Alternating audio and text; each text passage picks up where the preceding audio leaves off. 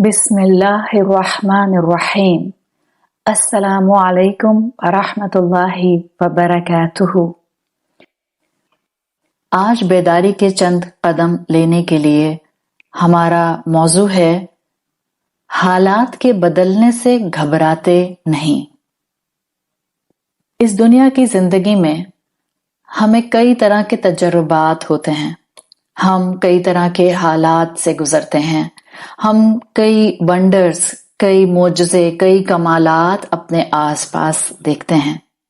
इमाम इब्नुल क़य्यिम अल जौज़ी अपनी किताब में लिखते हैं, जिसका मफ़हूम आता है कि अल्लाह ताला ने पूरी कायनात को इंसानियत के लिए आयात बना दिया है।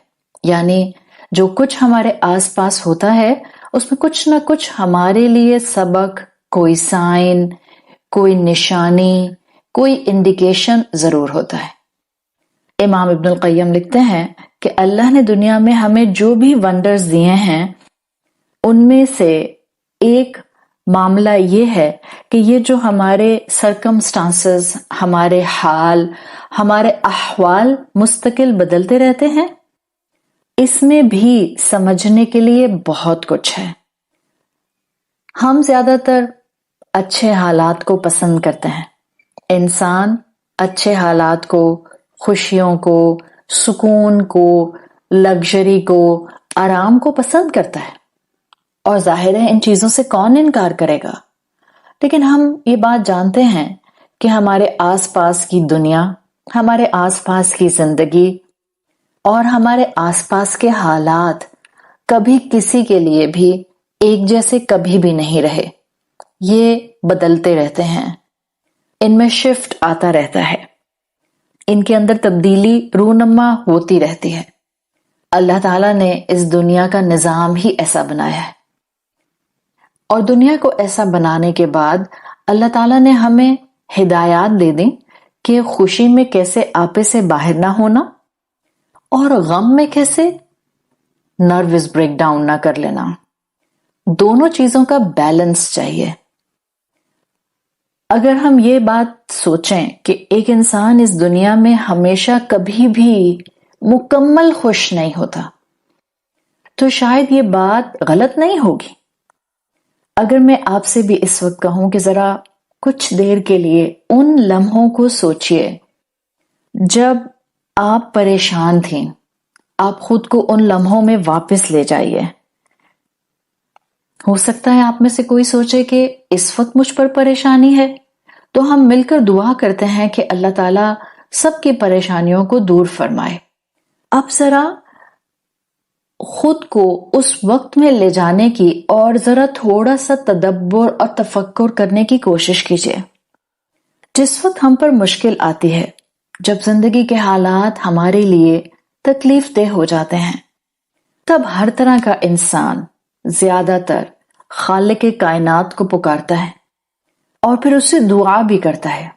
क्या दुआ करता है कि बस अल्लाह आप मुझे इस मुश्किल से निकाल लें, ये मेरी जिंदगी का एक मुश्किल वक्त है, आप इसमें से मुझे निकाल लेंगे तो मैं उसके बाद अच्छा इंसान बन जाऊंगी, मैं इसके बाद कभी गलती नहीं करूंगा, मैं इसके बाद आपको हमेशा याद रखूंगा, मुझ पर जैसे भी हालात आएंगे मैं सदका जरूर करूंगा।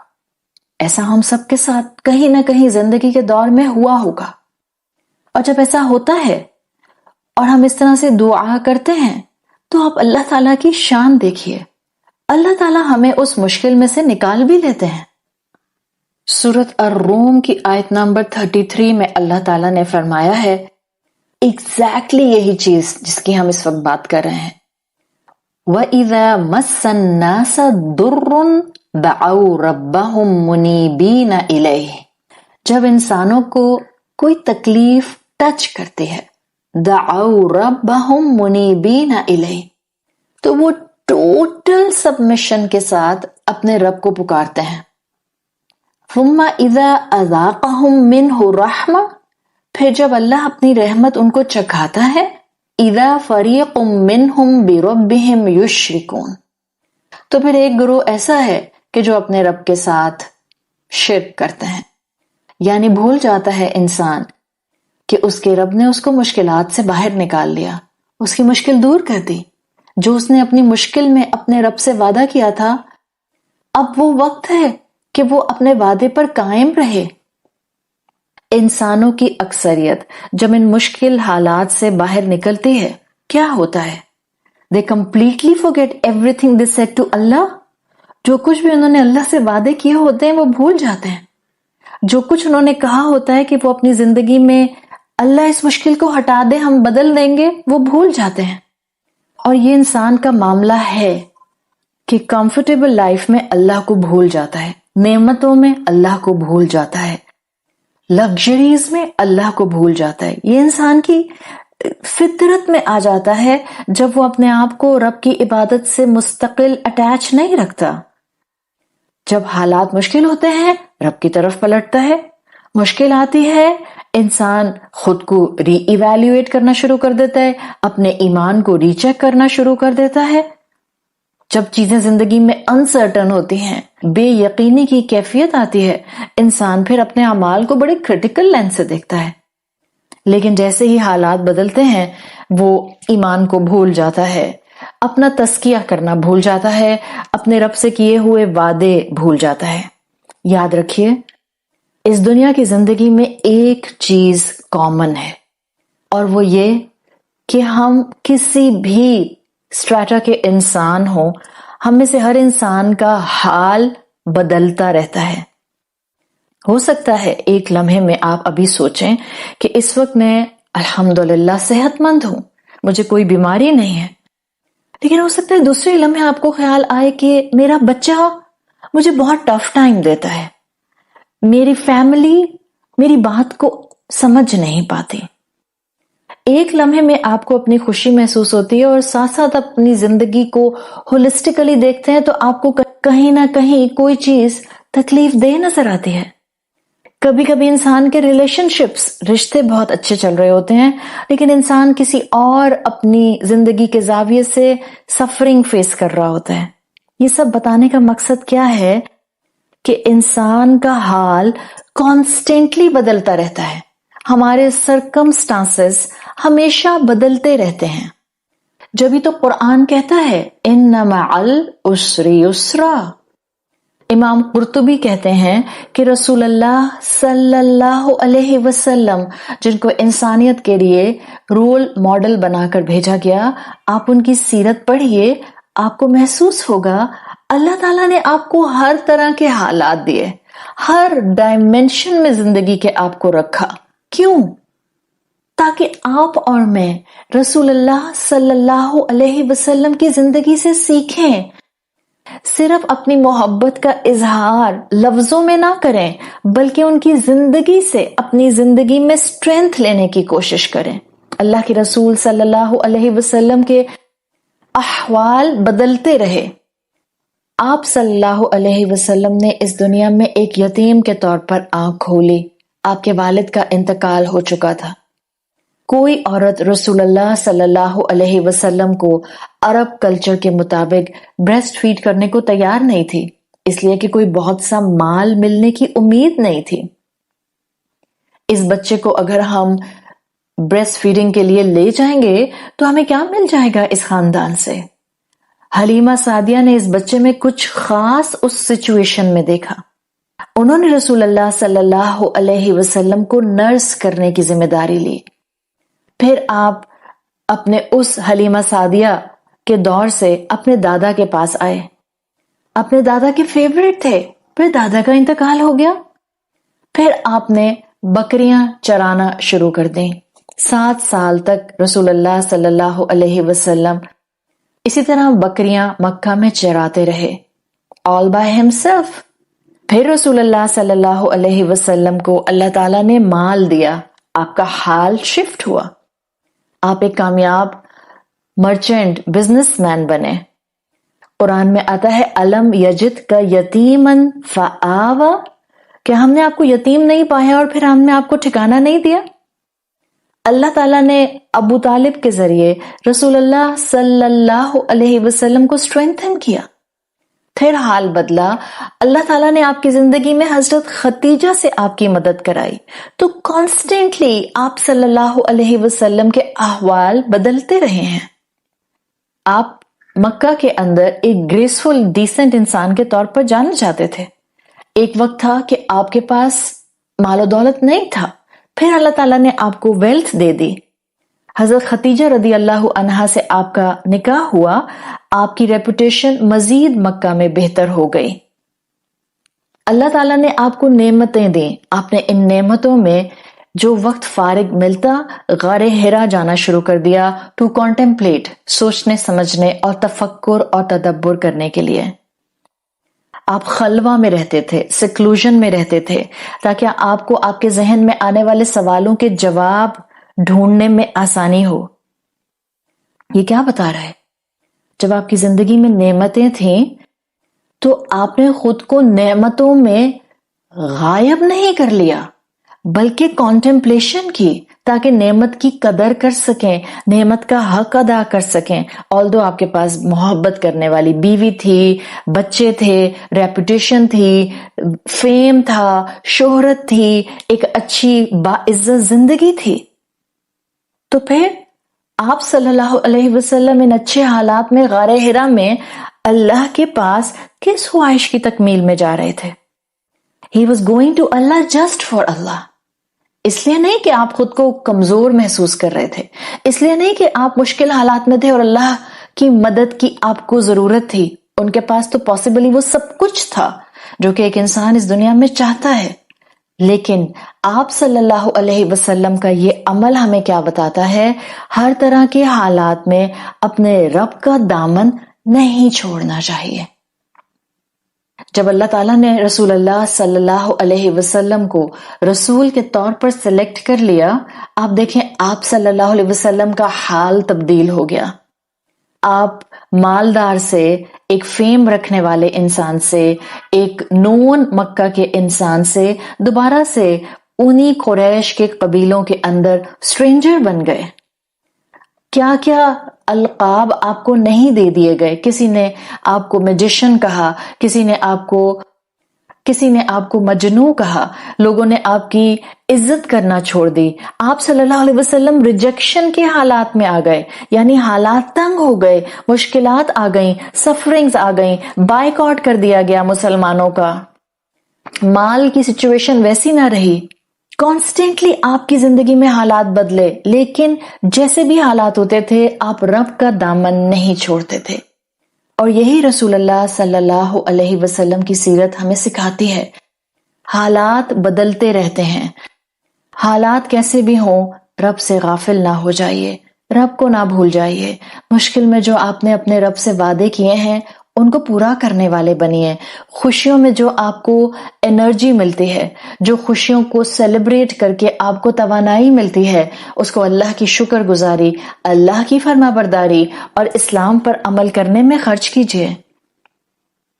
آپ صلی اللہ علیہ وسلم مدینہ آئے، پھر آپ کو عزت ملی، پھر آپ کو تکریم ملی، پھر آپ کو فیم ملا.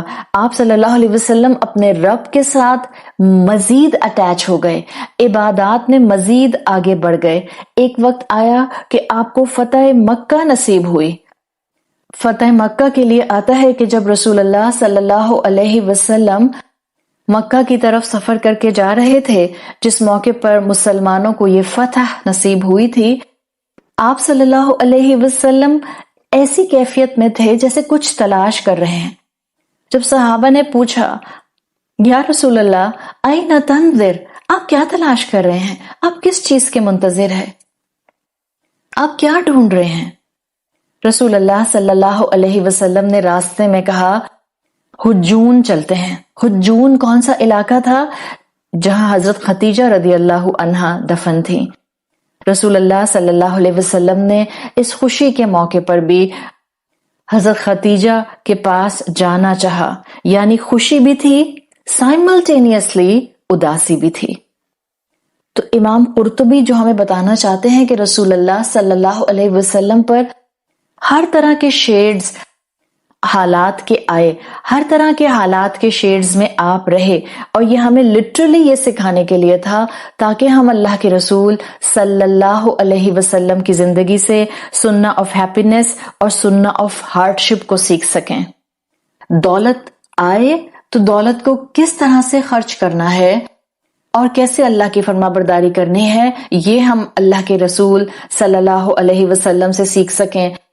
اولاد ملے تو کس طرح سے خوش ہونا ہے، اولاد اللہ کی امانت تھی، اللہ کے پاس چلی جائے تو کس طرح صبر کرنا ہے، اپنے چلے جائیں تو کس طرح سے زندگی میں اللہ سے مدد مانگتے ہوئے استقامت اختیار کرنی ہے۔ آپ صلی اللہ علیہ وسلم نے اپنی بیٹیوں کو اپنے ہاتھوں سے ان کی قبروں میں اتارا۔ ہر موقع کی سنت ہمیں رسول اللہ صلی اللہ علیہ وسلم سے ملتی ہے۔ تو آپ کی اور میری زندگی میں کانسٹینٹلی احوال بدلتے ہیں، کانسٹینٹلی۔ اور آپ غور کیجئے، جو اللہ کے نیک بندے تھے، انبیاء، رسول، آپ کے سامنے میں نے رسول اللہ صلی اللہ علیہ وسلم کی مثال رکھ دی، کانسٹینٹلی حالات بدل رہے ہیں، لیکن کیا چیز آپ کو ان کی پوری زندگی میں ایک اینکر کے طور پہ، ایک ویژن کے طور پہ ہمیشہ نظر آئے گی؟ دا کنیکشن ود دا رب، اللہ کے ساتھ تعلق ہمیشہ نظر آئے گا۔ آپ حضرت یوسف علیہ السلام کی زندگی میں دیکھیں، what a constant shifting in circumstances. مستقل حضرت یوسف علیہ السلام کی زندگی میں حالات شفٹ ہوئے ہیں۔